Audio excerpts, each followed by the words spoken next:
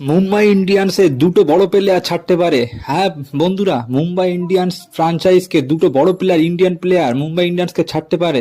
Report অনুযায়ী সূর্যকুমার যাদব আর জাসপ্রীত বুমরা এই দুটো প্লেয়ার কিন্তু এমআই ছাড়তে পারে। যদি হার্দিক পান্ডে কন্টিনিউ ক্যাপ্টেন করে 2025 আইপিএলে, তাহলে সূর্যকুমার যাদব আর জাসপ্রীত বুমরা তারা কিন্তু এমআই ফ্রাঞ্চাইজ ছাড়তে পারে, অন্য কোনো ফ্রাঞ্চাইজ তারা ক্যাপ্টেন করতে পারে।